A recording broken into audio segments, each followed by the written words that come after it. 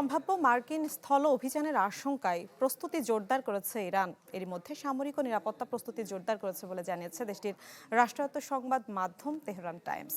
যুক্তরাষ্ট্র স্থল অভিযান চালালে সংযুক্ত আরব আমিরাত ও বাহরাইনের উপকূলীয় অঞ্চল দখলের চেষ্টা চালাবে তেহরান।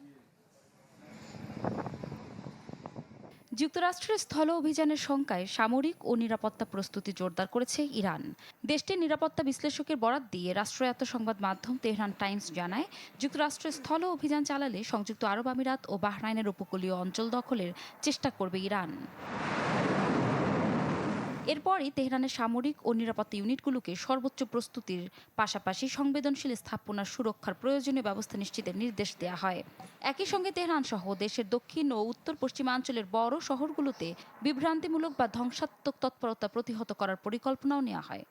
প্রয়োজনে কেন্দ্রীয় নির্দেশ ছাড়াই এসব ইউনিটকে স্বাধীনভাবে পদক্ষেপ নেওয়ার প্রস্তুতি নিতে বলা হয়। একে দেশটির সর্বাধিনায়কের সিদ্ধান্ত এবং দুটি গুরুত্বপূর্ণ প্রতিষ্ঠান সুপ্রিম ডিফেন্স কাউন্সিল ও সুপ্রিম ন্যাশনাল সিকিউরিটি কাউন্সিলের সামঞ্জস্যপূর্ণ বলে মনে করা হচ্ছে। অন্যদিকে তেহরান সহ বড় শহরগুলোতে সশস্ত্র গোষ্ঠীর তৎপরতা ও কুর্দিস্তানের বর্তমান পরিস্থিতি গুরুতর হুমকি হিসেবে দেখছে ইরানি সামরিক কর্তৃপক্ষ। উদ্বেগ বাড়াচ্ছে পশ্চিম ও দক্ষিণ পশ্চিমাঞ্চলের উপজাতীয় জনগোষ্ঠীর কাছে অবৈধভাবে আগ্নেয়াস্ত্র থাকার বিষয়টিও। নতুন এই নির্দেশনা ইঙ্গিত করছে ইরান সম্ভাব্য বহুমুখী সংঘাতের জন্য নিজেদের প্রস্তুত করছে এবং যে কোনো পরিস্থিতিতে দ্রুত প্রতিক্রিয়া নিশ্চিত করতে চায়। ইফশিতা জামান, চ্যানেল 24।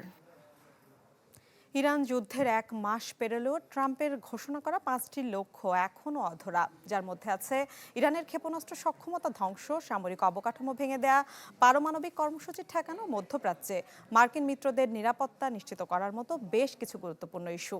অ্যাসোসিয়েটেড প্রেসের প্রতিবেদন বলছে, সংঘাত থেকে আংশিক সাফল্য আসলেও ট্রাম্পের বড় কৌশলগত লক্ষ্যগুলো এখনও অর্জিত হয়নি। ইরান যুদ্ধ 1 মাস গড়ালেও এখনো পূর্ণ উদ্দেশ্য অর্জনে ব্যর্থ পেন্টাগন। হামলা পাল্টা হামলার মারপ্যাচে আংশিক সাফল্য আসলেও ট্রাম্পের বড় কৌশলগত লক্ষ্য এখনো অধরা। 28 ফেব্রুয়ারি যুদ্ধ শুরুর পর থেকে বেশ কিছু লক্ষ্য নিয়ে ইরান অভিযানে নামে মার্কিন সেনারা। সময়ের সাথে সাথে আসে পরিবর্তন। সবশেষ গেল সপ্তাহে 5টি লক্ষ্যের কথা জানায় মার্কিন প্রেসিডেন্ট, যার মধ্যে আছে ইরানের ক্ষেপণাস্ত্র সক্ষমতা ধ্বংস, সামরিক অবকাঠামো ভেঙে দেয়া, পারমাণবিক কর্মসূচি ঠেকানো এবং মধ্যপ্রাচ্যে মার্কিন মিত্রদের নিরাপত্তা নিশ্চিত করা। তবে অ্যাসোসিয়েটেড প্রেসের প্রতিবেদন বলছে, যুক্তরাষ্ট্রের প্রধান লক্ষ্য ইরানের ক্ষেপণাস্ত্র সক্ষমতা সম্পূর্ণভাবে গুঁড়িয়ে দিতে পারেনি মার্কিন বাহিনী। যদিও ট্রাম্প প্রশাসনের দাবি, তেহরানের প্রায় 90% ক্ষেপণাস্ত্র ও লঞ্চার ধ্বংস করা হয়েছে। মার্কিন সেন্ট্রাল কমান্ডের লক্ষ্যের ভেতর অন্যতম ছিল দেশটির অস্ত্র, ক্ষেপণাস্ত্র ও ড্রোন কারখানা ধ্বংস করা। তথ্য বলছে, এরই মধ্যে ব্যাপকভাবে উৎপাদন কমেছে এই সেক্টরে। তবে এত সব দাবির মধ্যেও এখনও ইসরায়েল ও উপসাগরীয় দেশে প্রতিশোধমূলক হামলা চালিয়ে যাচ্ছে তেহরান। শুধু ইরানের অস্ত্র তৈরির সক্ষমতা ধ্বংস করেই ক্ষান্ত হয়নি ওয়াশিংটন, তেল আবিব।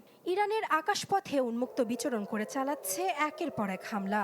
গেল বৃহস্পতিবার প্রতিরক্ষামন্ত্রী পিট হেগসেথ জানান, 150-র বেশি ইরানি জাহাজ ক্ষতিগ্রস্ত বা ধ্বংস করেছে যুক্তরাষ্ট্র। তবে ইরানি রেভলিউশনারি গার্ডের আছে নিজস্ব নৌবাহিনী, যেগুলোর মাধ্যমে সমুদ্রপথে মাইন পুঁতে রাখতে সক্ষম আইআরজিসি। এছাড়া মধ্যপ্রাচ্যে মার্কিন মিত্রদের নিরাপত্তা নিশ্চিত করতে চান মার্কিন প্রেসিডেন্ট। তবে হরমুজ প্রণালী বন্ধ ও উপসাগরীয় অঞ্চলে হামলা জোরদারের কারণে সেই উদ্দেশ্য অর্জনে ব্যর্থ ট্রাম্প প্রশাসন। এদিকে তেহরানের পারমাণবিক সক্ষমতা গুঁড়িয়ে দিতে জোর প্রচেষ্টা চালাচ্ছে যুক্তরাষ্ট্র, ইসরায়েল। বুশেহর পারমাণবিক বিদ্যুৎ কেন্দ্র ছাড়াও ইয়াজদ শহরের একটি ইউরেনিয়াম প্রক্রিয়াকরণ কেন্দ্রেও হয়েছে হামলা। হত্যা করা হয়েছে শীর্ষ বিজ্ঞানীদের। এমন অবস্থায় ইরানের কাছে থাকা কথিত সমৃদ্ধ ইউরেনিয়াম জব্দে প্রয়োজন হবে একটি চুক্তি। বিশ্লেষকরা বলছেন, দেশটির অনুমতি ছাড়া এগুলো জব্দের যে কোনো অভিযানে বিপুল মার্কিন সেনার প্রাণনাশের শঙ্কা আছে। নাসরিন আক্তার, চ্যানেল 24। নগদ নিয়ে এলো হার না মানা হার অফার। সর্বনিম্ন 10,000 টাকা রেমিটেন্স নগদে পাঠালে থাকছে স্বর্ণের হার জেতার সুযোগ।